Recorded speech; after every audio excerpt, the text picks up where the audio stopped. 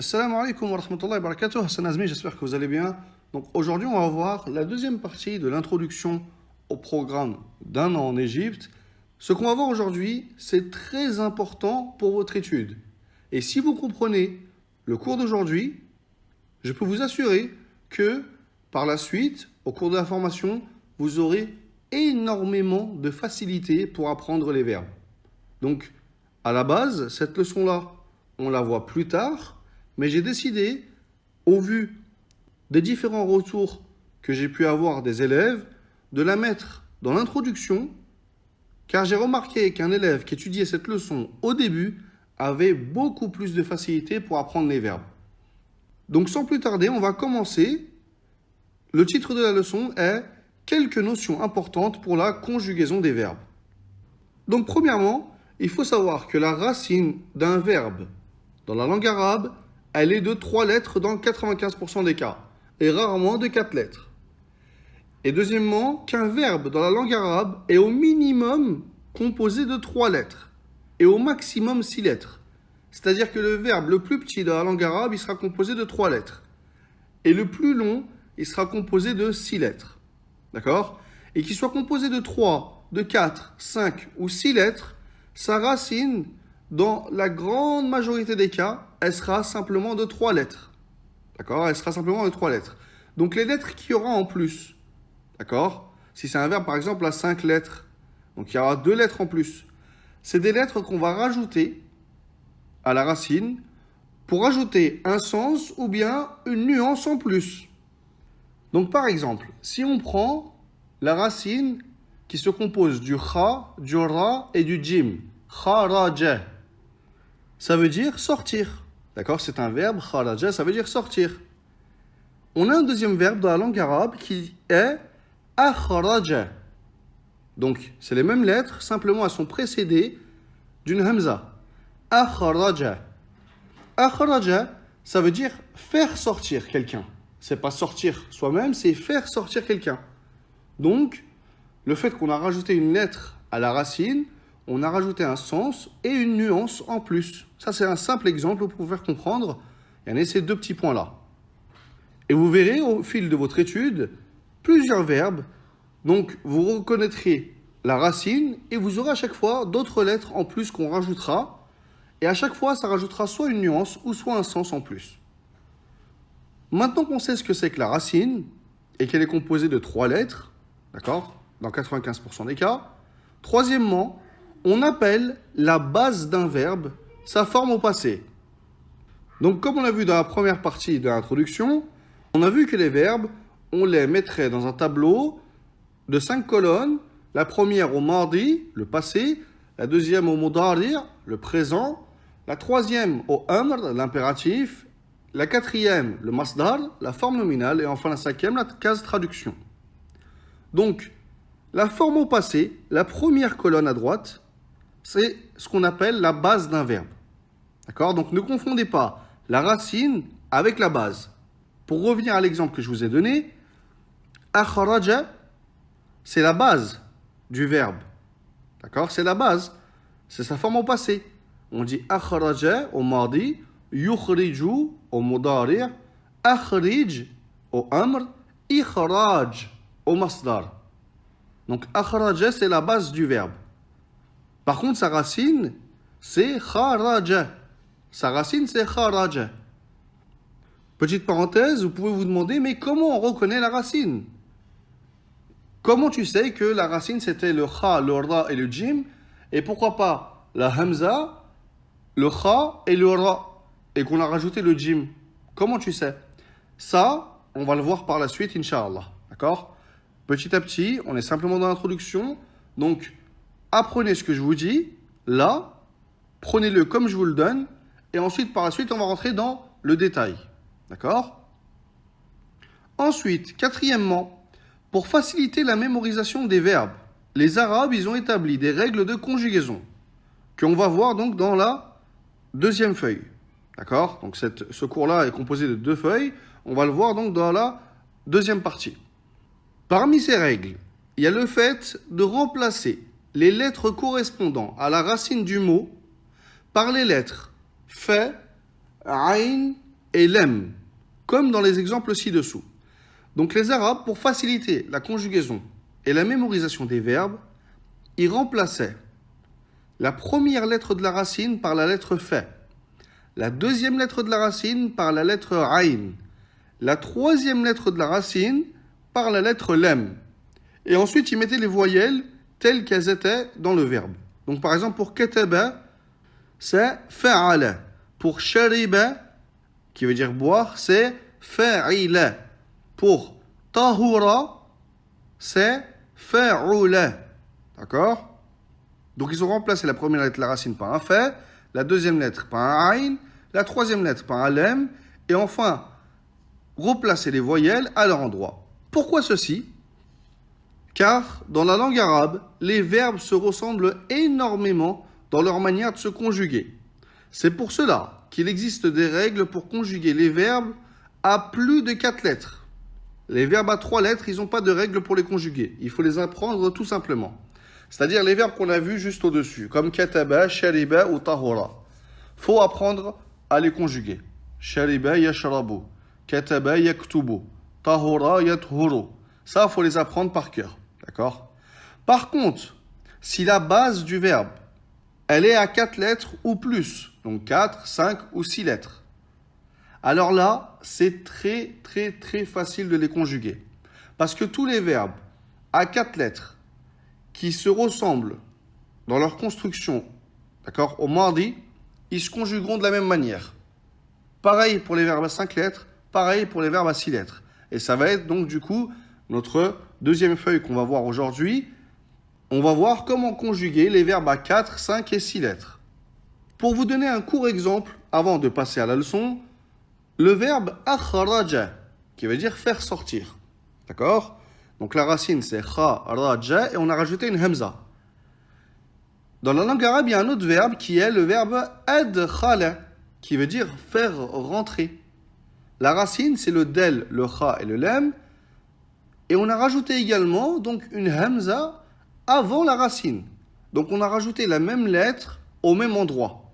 On a rajouté la même lettre au même endroit. Avant la racine, on a rajouté une hamza. Donc du coup, ces deux verbes, ils se ressemblent. Akhraja, adkhala. Ils se ressemblent. Et ils sont à 4 lettres, donc ils se conjugueront de la même manière. On dira akhraja, yukhriju, akhrij, ikhraj. Adkhala, yudkhilu, adkhil, idkhal. Donc vous voyez, les deux verbes se conjuguent de la même manière. Si on aurait un troisième verbe, on aurait rajouté avant la racine une hamza, il se conjuguera également de la même manière. C'est ce qu'on va voir dans la feuille juste après. Donc, les règles de conjugaison des verbes à plus de 3 lettres. Si en remplaçant les lettres correspondant à la racine du mot, la base du verbe ressemble à ça, alors il se conjuguera tout le temps de cette manière. Ça veut dire quoi?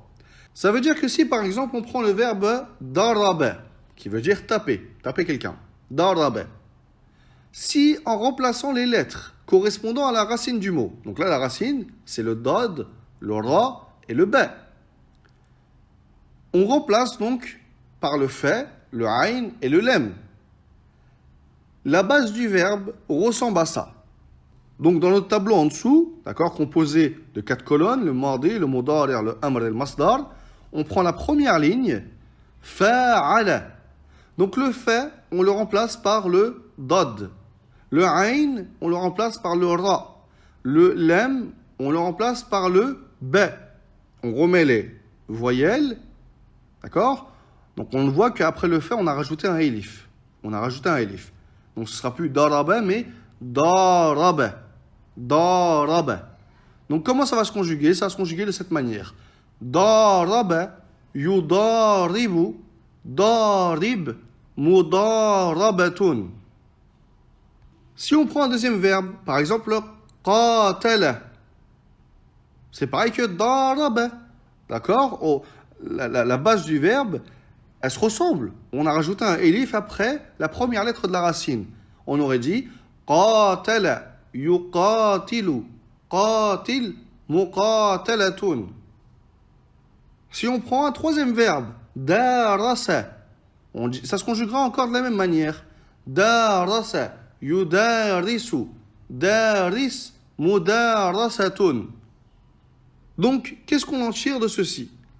On en tire que si vous apprenez cette première ligne-là, fa'ala, yufa'ilu, fa'il, mufa'alatun, si vous apprenez cette première ligne-là, vous allez pouvoir conjuguer tous les verbes au mardi qui seront sous la forme fa'ala. Donc les verbes daraba, qatala, darasa, etc., etc. Tous les verbes qui seront comme ça au mardi, ils se conjugueront de la même manière. Donc du coup, en quoi ça vous facilite? Vous n'avez plus besoin d'apprendre bêtement la conjugaison du verbe, mais une fois appris cette ligne-là, vous apprenez simplement sa forme au mardi et sa traduction. Daraba, ça veut dire ceci. Qatala, ça veut dire ceci. Darasa, ça veut dire ceci. Et de toute façon, vous savez le conjuguer. C'est un verbe à 4 lettres. Il rentre dans ce tableau, donc vous savez le conjuguer. Une fois la première ligne faite, on passe à la deuxième ligne. Af'ala. C'est l'exemple qu'on avait dit depuis le début. Pour akhraja, adkhala. D'accord? On voit, on a rajouté la hamza avant la racine, qui se compose du fait, du ayn et du lem. Donc, af'ala, yuf'ilu, af'il, if'alun. Adkhala, yudkhilu, adkhil, idkhalun. Akhraja, yukhriju, akhrij, ikhrajun. Vous voyez? Si au mardi, c'est af'ala, d'accord? Donc on a simplement rajouté la hamza avant, et bien ça se conjugue de la même manière. Ça veut dire que même je vous donne n'importe quel verbe, vous ne connaissez pas son sens. D'accord? Par exemple, anzala. Comment on le conjugue anzala?